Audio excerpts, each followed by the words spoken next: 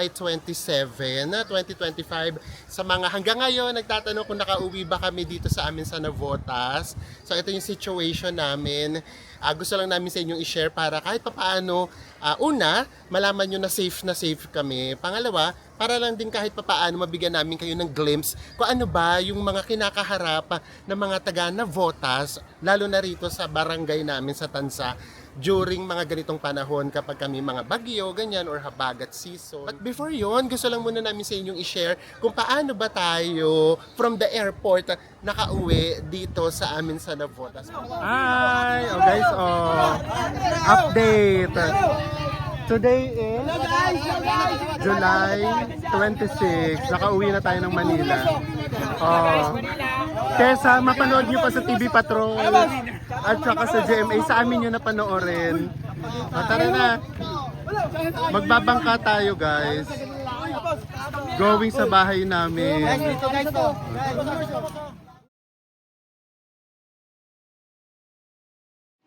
Ganyan talaga dito sa Navotas. Sanay na kami, pero ito yung first time na na-experience namin nakabangka. Kung wala naman kaming dalang maleta, pwede naman kaming maglusong. Pero ay, sabagay, doon kasi sa atin ang malalim eh. Malalim kasi sa amin, ito kasi nasa Bukana pa tayo. So hayaan na natin kasi minsan lang naman sila nagkakaroon ng extra income. So carry na. O kasi tsaka baka mamaya sila yung mga bankero kasi nawala ring hanap buhay ngayon dahil nga sa bagyo. So pero carry naman kaya namin yung lusungin. Ay diba?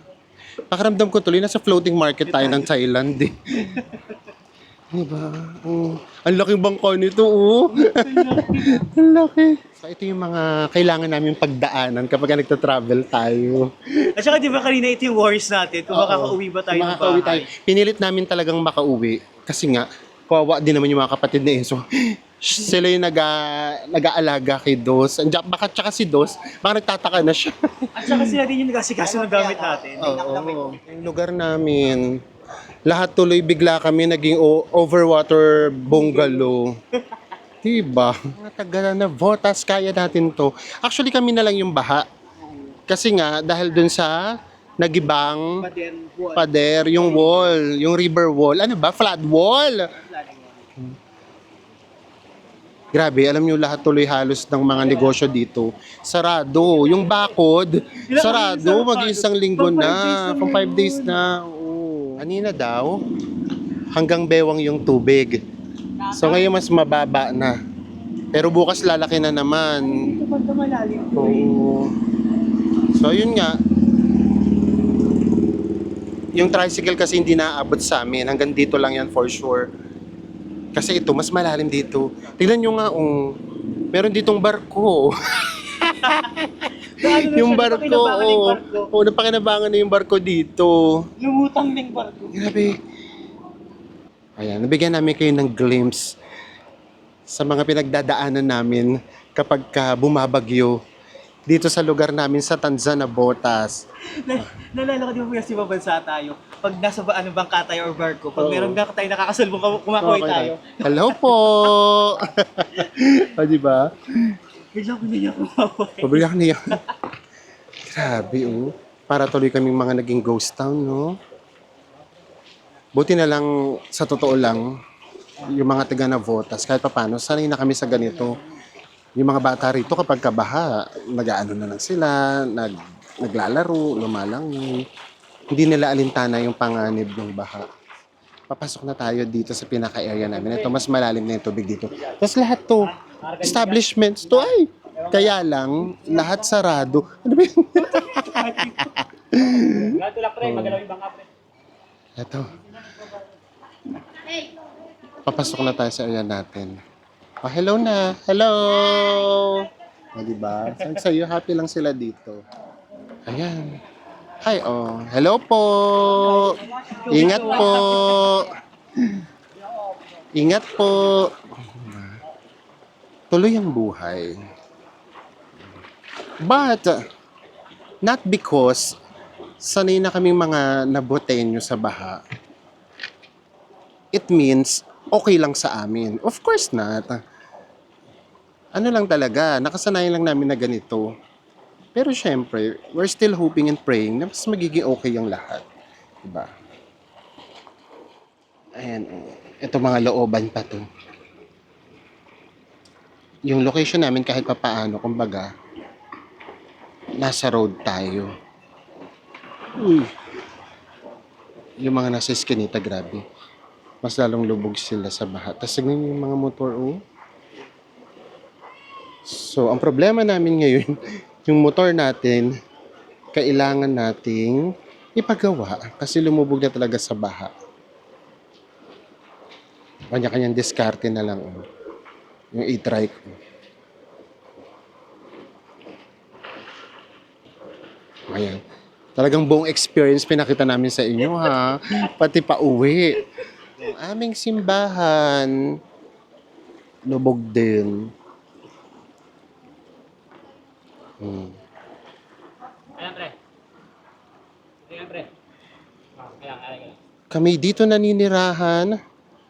Welcome sa ating sa aming munting barangay at tahanan. Ay, si Jampol pala to. Oh. Ang tahanan ni Jampol, oh. Sarado ang bako din. Sarado ang bakod. Ito na yung bahay namin. Pakita pa ba natin bahay natin? Ay, hindi ang gamit lang. Ayun, kita. Baka makita niyo yung bahay namin. Magulo. Oh, ito na yung bahay namin. Oh. Ay, at least nga hindi abot. Mababa na kasi. Di, pero kung yung umaga. Pero, kapag ka umaga talaga, inaabot talaga to. Yung pinakatindahan. So, nandito na tayo. Welcome to our version of the Maldives. The Maldives Stanza Navotas. And we're home. Ayan, naisama namin kayo hanggang bahay. Gumutik-gutikan ba tayo mahulog pa uwi? Malapit na sa O, tingnan nyo, bahay. from the airport, papunta dito, grabe yung biyahe. Sobrang haba talaga. Kahit hindi siya baha, ganito, medyo mababawasan. Kasi makakapag-grab tayo papunta rito. Pero ngayon talaga ganito siyang kalayo for us from the airport going to our home, sweet home, the Maldives of Tanza Navotas. Babu! Bye, guys.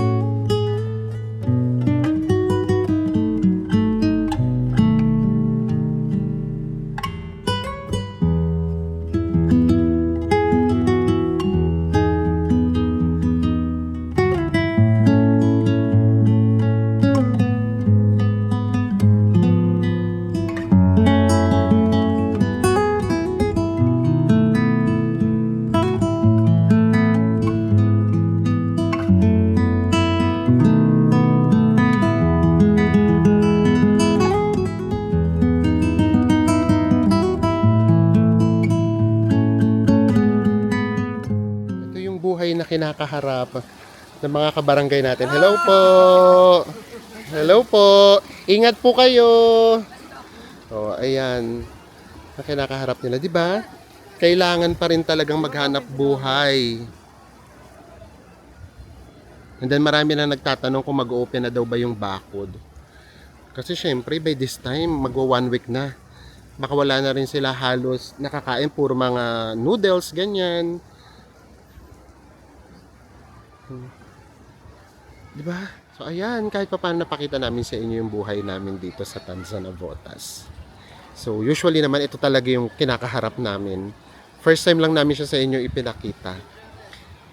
And then ito katulad nito, iba-iba yung bangka dito eh. Ito kasi yung ganito rin nasakyan natin kagabi.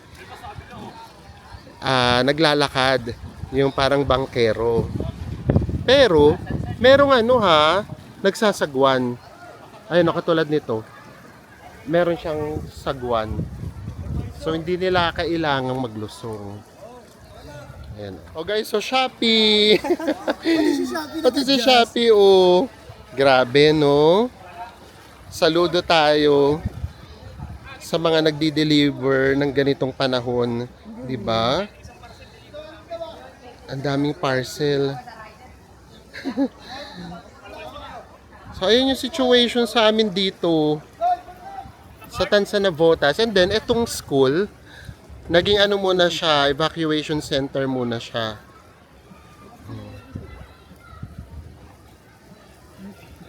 Oh, ayun yung parcel natin. Grabe, no? Ito yung Tansa Navotas. Our home. Basta kapit lang tayo. Kasi, merong Diyos na nanonood sa atin. For sure, hindi niya tayo papabayaan. So yeah, ito yung situation namin dito. Real situation. Nagsombrero pa ako para hindi magmukha masyadong dugo. Pero nakasando lang tayo. O, nakasado lang. Nagilamos lang kami ng very light. And then yan, ang ginagawa namin, we're praying na hindi naabutin yung bahay para makapaglinis na talaga kami. Kasi ang dami talaga lumubog. Kasi yung iba doon hindi na talaga naiangat. For example, yung mga sofa. Yung sofa. Tapos yung motor, malamang ipapalinis kasi lumubog din talaga. So yeah, kumbaga nasalanta kahit paano. Pero we're still grateful and nagpapasalamat pa din na at least kahit pa paano, minimal pa At to. saka gamit lang yung Oh, ano gamit sa atin. lang. Walang na anong, di ba? Buhay, Someone. ganyan. So, imagine niyo yung iba, kung ano yung pinagdadaanan nila. So, ngayon we're planning na, kasi ang dami talagang lubog. So, pinaplan namin siguro, this time bigas lang, no? Bigas lang. Bigas lang muna, para mas marami tayong mabigyan. Kasi kapag kasing grocery, mas marami Yung yung mabibigay, oo, pero mas marami yung mabibigay, yung laman, pero mas kaunti yung taong mabibigyan natin.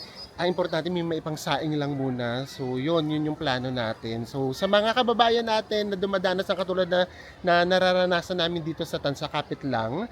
Kasi wala, ganun May awa ang talaga eh. Diyos. May awa ang Diyos. Ayan. And then, wag na po kayo mag-worry sa amin. Okay na okay po kami. Mas marami pong nangangailangan ng tulong kaysa sa amin. At bigla Umuulan na na. umuulan. Ibig sabihin, tama na daw ang chika. Ingat po kayo. Mahal po namin kayo. Bye, everyone. Bye, guys.